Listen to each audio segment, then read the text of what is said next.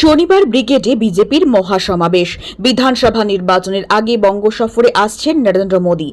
আজই কার্যত বিজেপির নির্বাচনী লড়াইয়ের রণকৌশল ঠিক করে দেবেন তিনি। আজ সকাল থেকেই হাওড়া স্টেশন চত্বরে চোখে পড়ছে বিজেপির সমর্থকদের ভিড়। রাজ্যের একাধিক প্রান্ত থেকে বিজেপি সমর্থকরা এসে রওনা দিচ্ছেন ব্রিগেডের উদ্দেশ্যে। আপনার বাড়ি বা অফিসকে দিতে চান নতুন আর সুন্দর লুক? তাহলে আজই যোগাযোগ করুন সানরাইজ অ্যাসোসিয়েটের সাথে। আমরা করি interior work, electrical work, painting, carpenter কাজ এবং প্লাম্বিং পাইপস লাইনের সম্পূর্ণ সমাধান। ভালো মানের কাজ, নিখুঁত ফিনিশিং এবং সময় মতো ডেলিভারি, এটাই আমাদের অঙ্গীকার।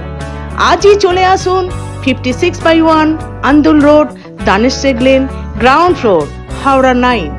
সানরাইজ অ্যাসোসিয়েট, আপনার স্বপ্নের বাড়ি আমাদের দায়িত্ব। তাদেরকে স্বাগত জানাতে তৈরি করা হয়েছে বিশেষ মঞ্চ, রয়েছে আহারের ব্যবস্থাও। স্টেশন থেকে যে সমস্ত সমর্থকদের আগমন ঘটছে তাদের মধ্যে অধিকাংশই উত্তরবঙ্গের। রয়েছে চোখে পড়ার মতো উৎসাহ। ব্রিগেডের মঞ্চ থেকে কি বার্তা দেবেন নরেন্দ্র মোদী? বর্তমানে রাজনৈতিক মহলে সেই নিয়ে জল্পনা তুঙ্গে। আজকে আসানসোল থেকে কতজন লোক আসছে? তো জয় শ্রীরাম। আসানসোল থেকে আমরা টোটাল 6000 লোক এসছি। 3টা ট্রেন আমাদের এসছে আসানসোল থেকে।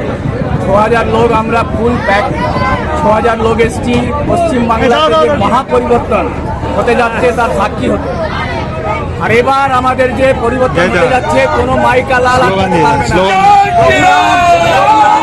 ঠিক করে রেখেছেন যে পশ্চিমবাংলায় রাম রাজ্য আসছে।